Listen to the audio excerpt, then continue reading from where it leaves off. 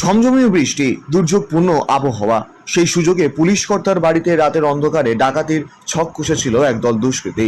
পরিকল্পনা অনুযায়ী নির্দিষ্ট জায়গায় জড়ো হয়েছিল তারা। যদিও শেষ মুহূর্তে রাতে টহলরত দুই সিভিক ভলেন্টিয়ারের তৎপরতায় ভেস্তে যায় পরিকল্পনা। বিশাল পুলিশ বাহিনী এসে 3 দুষ্কৃতীকে গ্রেফতার করে, বেশ কয়েকজন পালিয়ে যায়। মঙ্গলবার গভীর রাতে মালদা জেলার হরিশ্চন্দ্রপুর থানার পুলিশের এই সাফল্যে প্রশংসা এলাকাবাসীর।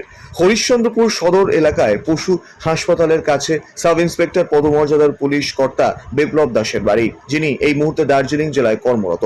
বাড়িতে কেউ থাকেন না। ঘড়ির কাঁটায় রাত তখন 2টো বাজে।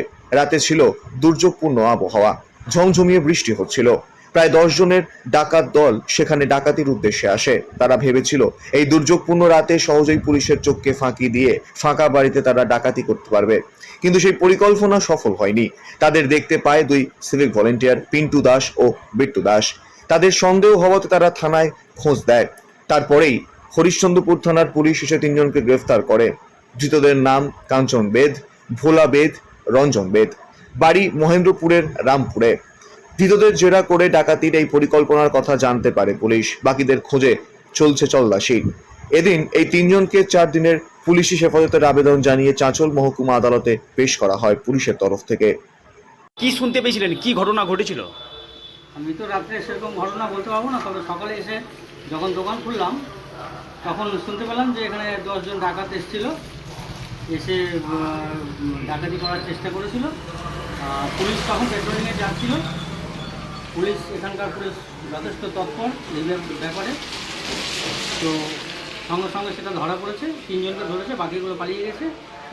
এটা কার বাড়ি, যে বাড়িতে ডাকাতি? এটা শিকুন্ডি দাসের বাড়ি, মালদায় থাকে। আর ওর ছেলেও বর্তমানে পুলিশ অফিসার, সম্ভবত শিলিগুড়িতে পোস্টিং, দার্জিলিংয়ে। যাই হোক, তো পুলিশেরই বাড়ি এটা।